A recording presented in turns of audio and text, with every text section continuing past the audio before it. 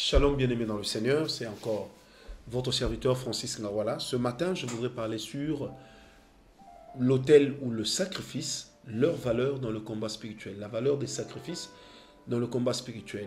Vous êtes sans ignorer que quand nous parlons des autels, en fait, nous parlons des sacrifices que nous apportons à Dieu. Ce qui donne de la valeur à votre autel, c'est le sacrifice que vous apportez. Bien-aimés, nous avons plusieurs fois expliqué cela. Lorsque nous nous lançons dans le combat spirituel, nous combattons des esprits. Et ce sont généralement des esprits avec lesquels nos ennemis entrent en contact, en les côtoyant spirituellement, mais surtout en leur apportant des sacrifices. Lorsque quelqu'un veut nuire à votre vie, il va contracter une alliance spirituelle avec un esprit impur. Et la seule manière par laquelle il le fait, c'est sur l'autel.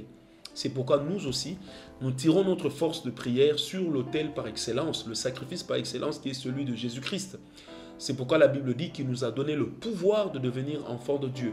Donc être enfant de Dieu, c'est le pouvoir que nous avons reçu de l'autel présenté par Jésus-Christ. Alors, si le Seigneur Jésus-Christ, c'est le sacrifice suprême, l'autel, est-ce que cette réalité exclut-elle que nous aussi nous puissions élever les autels? Pas du tout.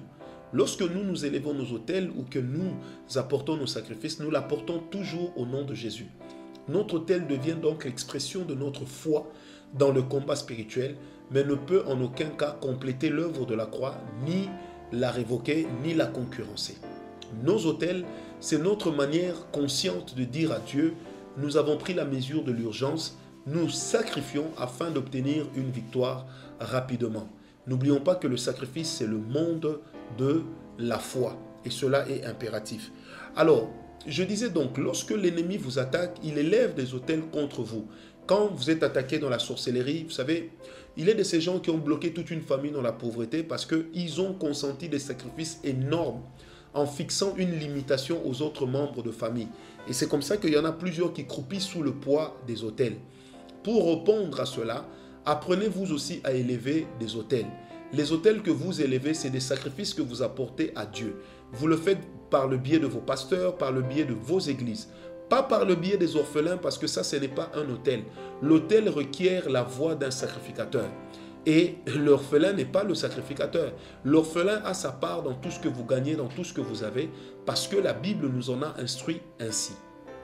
Alors, dans Apocalypse 16, versets 5 à 7, je lis directement le verset 7, la Bible dit « Et j'entendis de l'autel une voix qui disait « Oui, Seigneur Dieu Tout-Puissant, tes jugements sont vrais et très justes. » Bien-aimé, celui qui élève les autels attire sur ses ennemis le jugement de Dieu.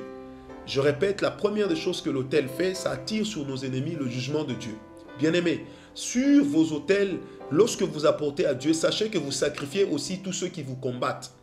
Alors quand vous dites sacrifier, est-ce que cela veut dire tuer? C'est dans la souveraineté de Dieu de faire ce qu'il veut. Lorsque nous apportons nos sacrifices à Dieu, c'est au Seigneur de trancher. Mais nous, des fois, nous l'apportons pour dire, Seigneur, je n'en peux plus. Est-ce que quelqu'un est avec moi? La deuxième des choses, c'est que le sacrifice que nous apportons à Dieu, que nous posons sur l'autel, nous amène dans une alliance. Parce que l'autel, c'est la plateforme d'alliance entre le surnaturel et le naturel. Et une personne qui sacrifie est une personne puissante. La prière n'exclut pas les sacrifices. Ça, c'est l'erreur que les chrétiens commettent le plus. Madame, tu pries que mon mari ne me trompe pas. Mais est-ce que tu sais ce que la femme qui est à l'extérieur est en train de consentir comme sacrifice auprès des féticheurs, auprès des marabouts, auprès des vaudous, juste pour te voler ton mari?